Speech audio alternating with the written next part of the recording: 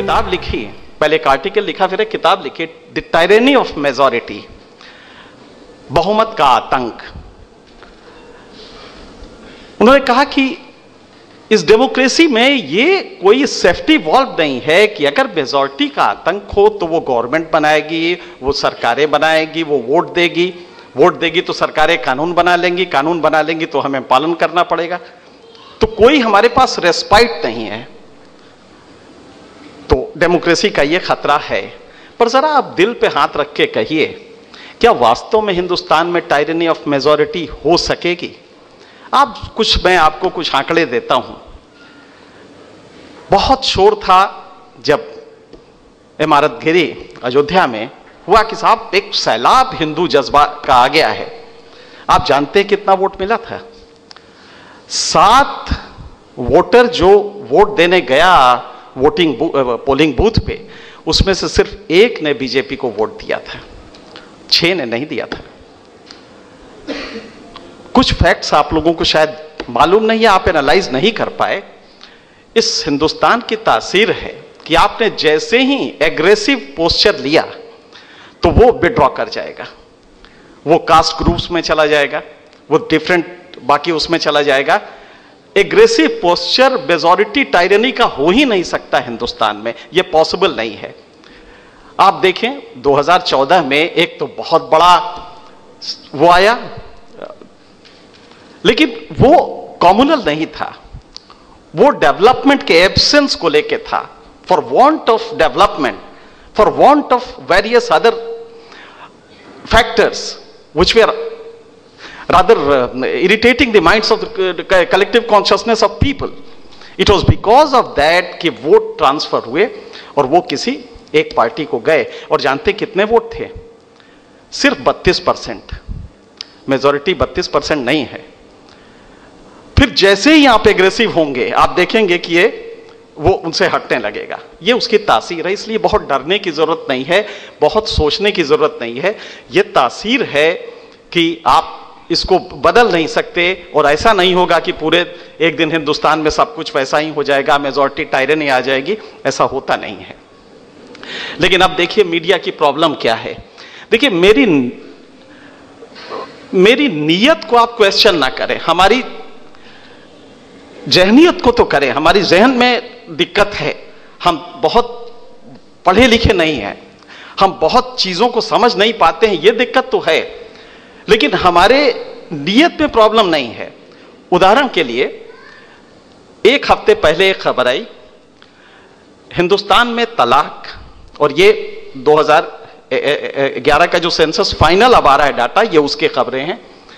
उन्होंने बताया कि साहब हिंदुस्तान में तलाक अगर सबसे ज्यादा है, सबसे कम है तो वो हिंदुओं में है 1.8 पर 1000, लेकिन वहीं पे और था कि मुसलमानों में ये 3.4 है।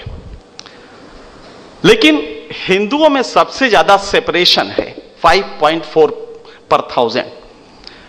मुसलमानों में वो सेपरेशन 3.4% है। तो मैंने एक एनालाइज किया कि अगर हम इसको इस तरह लें कि मैरिज ब्रेकअप का परसेंटेज हिंदू और मुसलमानों में कितना है, तो आप ताज्जुब करेंगे, कोई अंतर नहीं है। दोनों को जोड़ दीजिए तो जो ये कहा जाता है परसेप्शन कि साहब वो तो जेब में हाथ डाला, मोबाइल पे कह दिया तलाक तलाक तलाक हो गया, दरअसल बहुत संख्या नहीं है इसकी। हमें गलत बताया जाता है कि तलाक तो साहब एक ऐसा आम फहम है। हकीकत है कि जब दोनों को जोड़ेंगे कि सेपरेशन एंड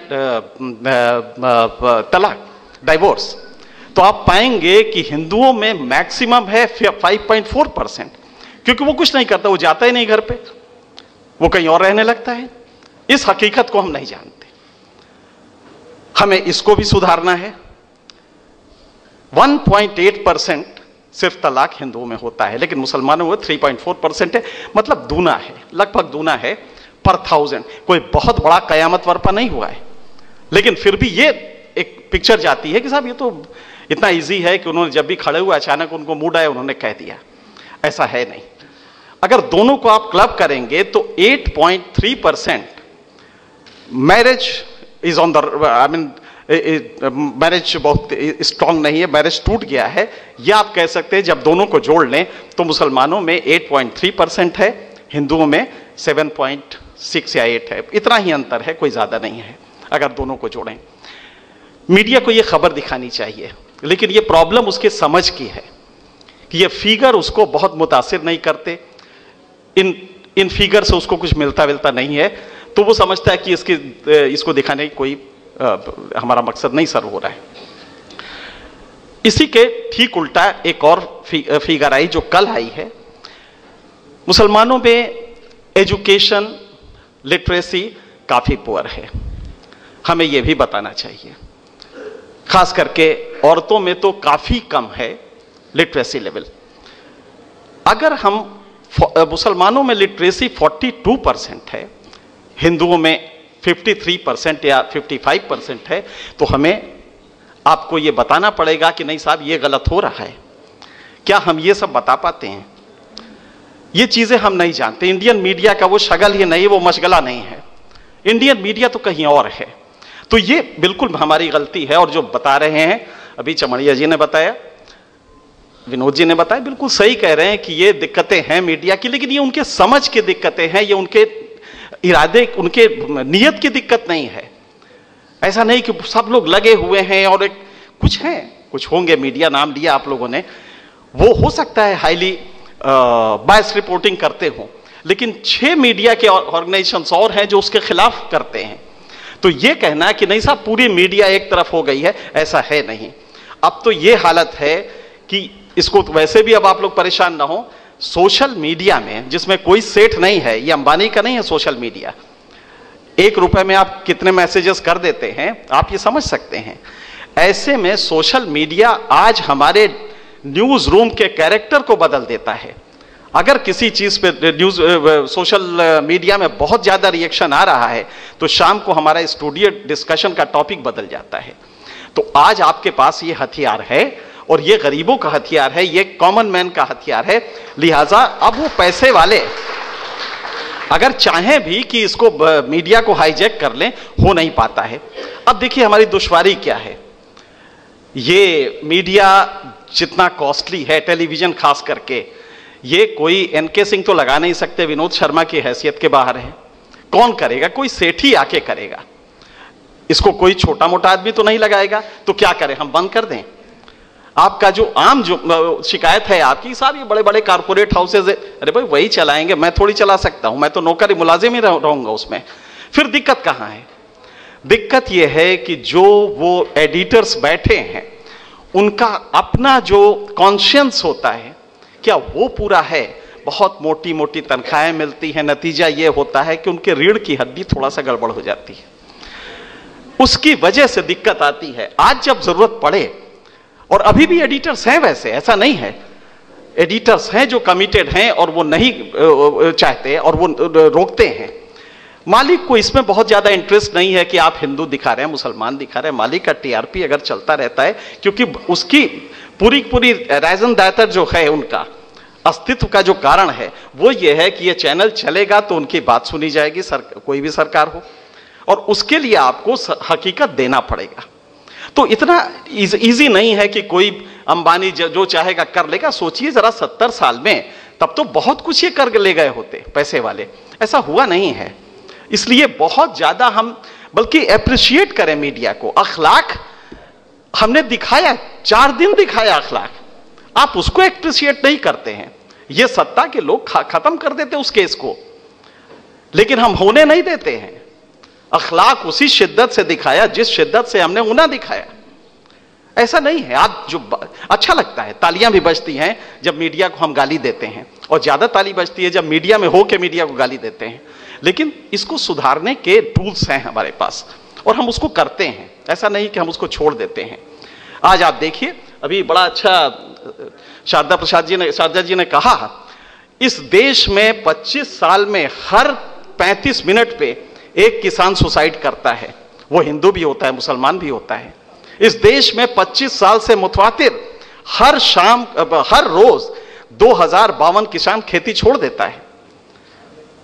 क्रांति का सबब यह होना चाहिए। हम रिवॉल्यूशन पता नहीं कहां ले जा रहे हैं। आप ताज्जुब करेंगे, सन 2000 में 1% जो भारत के लोग थे, बड़े लोग थे, उनके पास देश की 37% वेल्थ हुआ करती थी। 2005 में ये बढ़ के 42% हुई, 2010 में ये 48% हुई, 2012 में ये 52% हुई। लेटेस्ट रिपोर्ट है कि 70% of the wealth of this country has confined to 1% of this elite. 1% के जो ऊपर के हैं, हमारा कुछ दिनों में, अगर 10 साल बाद हम आंकड़े लेंगे तो पता लगेगा हमारा जो अंडरगारमेंट है वो भी उनके पास पहुंच गया। हम खड़े हैं बाजार में बिना कपड़े के। ये हालत हो रही है इस इकोनॉमिक मॉडल की। आप उस पर हम सेमिनार करें, उस पर हम बात करें, ये कोई बहुत बड़ा इशू नहीं है। इस देश में डेप्रिवेशन का लेवल आप ताज्जुब करेंगे। अभी हमारे देश के वजीर आजम ने कहा कि साहब दुनिया के 10 मुल्कों में हम हैं जीडीपी में, और बहुत ही वाजिब बात थी, सही बात है। आंकड़े में $2.03 ट्रिलियन की इकोनॉमी है, लेकिन आप उतना ही ताज्जुब करें, और ये तब है, आज से 25 साल पहले, 30 साल पहले हिंदुस्तान जीडीपी में 50वें नंबर पे होता था, आज 10वें नंबर पे है। बहुत बड़ा हमने हासिल किया है मकाम। लेकिन इसके बाद अगर आप गौर से देखें, ह्यूमन डेवलपमेंट इंडेक्स पे 1991 में हम 135वें नंबर पर थे, आज एग्जैक्टली 135वें नंबर पे हैं। ये है इस हिंदुस्तान का लॉपसाइडेड डेवलपमेंट। इशू ये होना चाहिए, मीडिया इस पे फेल हो रहा है, इस मुद्दे पे नहीं हो रहा। आज हिम्मत नहीं है किसी की। आप जरा देखें, गौर करें, कौन सा ऐसा मसला है जिसमें कि मीडिया आपको पूरी तरह शिद्दत से आपने उसको कहीं दबाया है। होता नहीं है, वो डिस्कोर्स में दबता नहीं है, और अब मीडिया की हैसियत भी नहीं है। जब से सोशल मीडिया आ गया है, अब ये दबा भी नहीं सकता। वो चाहे भी दबाना तो नहीं दबाएगा। हाँ, लेकिन उसकी अच्छी चीजें जो हैं वो उसकी सलाहियत में नहीं आती हैं कि अच्छी चीजों को वो एक्सप्रेस कर ले जाए। ये मीडिया के कैरेक्टर में नहीं है। मेरे ख्याल से आज मौका वो है, जो नावेद ने कहा है, दरअसल ये हकीकत है। आप जाके कहिए वहां पे किसी मुसलमान उसमें कि साहब अब मौका आ गया है, तो वो कहिए आपको पीट दे। और यही उधर भी है, एक बड़ा वर्ग है जो कि अमन चैन पसंद करता है। जिस रिलीजन में, जिसके उसमें, जिसके किताब में अहदिना सिरातुल मुस्तकीम, यक्का नाबुदु व यक्का नास्तईन हो, उसमें आप कहें कि कहीं वो गलत है, लेकिन क्या हम बता पा रहे हैं? हम पढ़ें तो, हम कुरान शरीफ पढ़ें, सल्लल्लाहु के बातों को पढ़ें, तब हमें समझ में आएगा। और यही दूसरी तरफ भी है। गीता को मैं मानता हूं कि दुनिया के, मतलब किसी मानव की दिमाग का तो उपज नहीं हो सकता, लेकिन क्या हमने पढ़ा है? तो ये इंडियन मीडिया की प्रॉब्लम उसके नियत की नहीं है, उसके समझदारी की है, जो हम समझ नहीं पाते हैं। थोड़ा समझदार हो जाए तो चीजें बदल जाएंगी।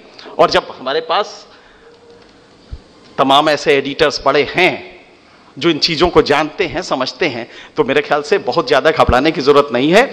चीजें अच्छी हैं। अच्छा, वो आ गया, रुका जी, ठीक है।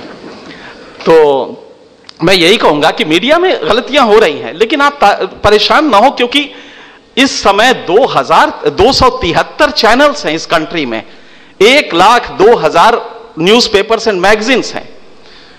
सारे बायस हो जाएंगे। सारे अंबानी ने खरीद लिए हैं, मीडिया हाउस ने खरीद लिए हैं।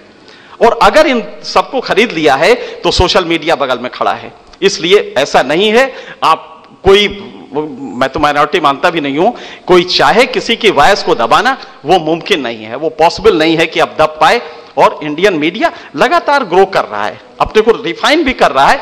कुछ दिक्कत आती है, क्योंकि इलेक्ट्रॉनिक मीडिया में खास करके वो दिक्कत होती है। हमने स्टूडियो डिस्कशन शुरू की है, क्वालिटी हो सकता है बहुत अच्छी नहीं हो, तेरा नेता मेरा नेता होता है, लेकिन फिर भी कॉन्ट्रेरियन व्यूज हम देते हैं। एक ऐसी सोसाइटी में जिसमें कि एक औरत जो साइकियाट्री के पेशेंट है, जो पागल है, झारखंड में हर तीसरे दिन एक औरत को संसार कर दिया जाता है ऑन स्टॉक प्रेमाइस कि साहब ये डायन है, पूरे गांव को खाने आई है।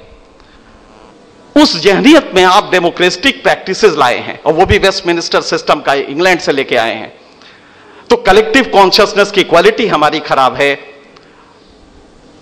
पहले उसको बदलना है, और उसके बदलने के लिए आपको लॉजिक पावर डेवलप करना पड़ेगा।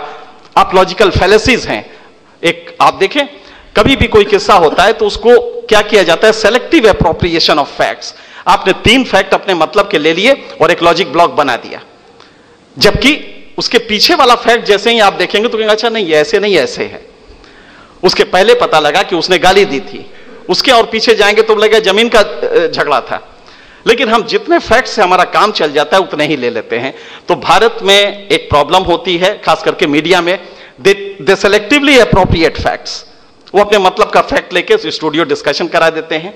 तो मुझे लगता है कि आने वाले दिनों में ये ग्रो कर रही है, मैच्योरिटी भी ला रही है, चूंकि मीडियम नया है, खास करके इलेक्ट्रॉनिक मीडियम। लेकिन आज ये स्थिति है कि हमारे 4 बजे न्यूज रूम में आप जाएं तो सबसे ज्यादा जिस चीज से हम डिबेट अपना डिसाइड करते हैं वो है सोशल मीडिया में आज रिस्पॉन्स कैसा है।